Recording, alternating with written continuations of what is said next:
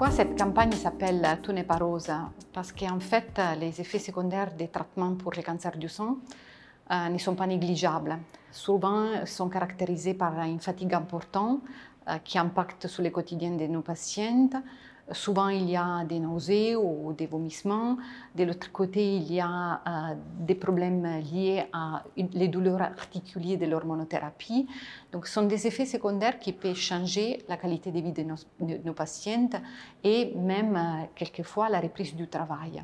Donc, ici à Gustave Roussy, on veut vraiment lancer un programme qui permettra d'avoir des thérapies qui soient autant efficaces par rapport au risque personnel de chaque patiente, mais de l'autre côté, moins agressive en termes d'effets secondaires et donc moins lourde en termes d'effets secondaires pour préserver le plus possible la qualité de vie de chaque femme. Ce programme s'appelle 50 nuances de rose et c'est un programme qui s'adresse à toutes les femmes atteintes d'un cancer du sang avec un objectif assez précis, qui est celui-là d'identifier les meilleurs traitements possibles pour chaque patiente, de les personnaliser en fonction de son risque personnel. Nous voudrons bien comprendre quel est le risque de rechute pour chaque patiente en prenant en considération l'étendue de la tumeur, mais au-delà de ça aussi, certaines caractéristiques biologiques de la tumeur plus poussées qui pourraient être en relation avec son risque personnel de rechute.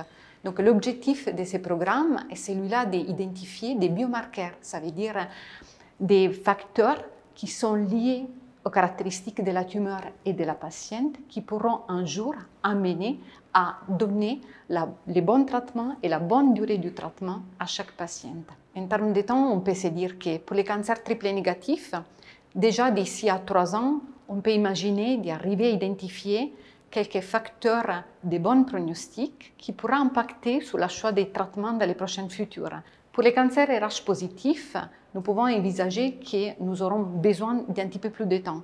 Pourquoi? Parce que pour ce type de cancer, les rechutes pourraient être un petit peu plus tardives et donc les essais cliniques que nous allons monter vont durer plus de temps, mais sans doute les résultats seront autant importants pour l'adaptation de la thérapie et la personnalisation des traitements.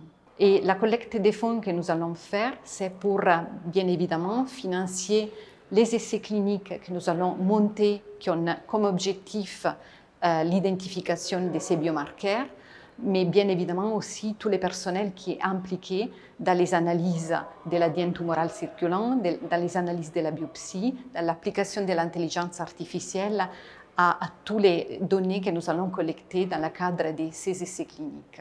Un grand merci à tous les donateurs qui, chaque année, cette année, dans les années à venir, vont nous soutenir dans des programmes autant ambitieux. C'est grâce à eux que chaque année, nous pouvons réfléchir à de nouvelles questions importantes dans la prise en charge de nos patientes. Merci.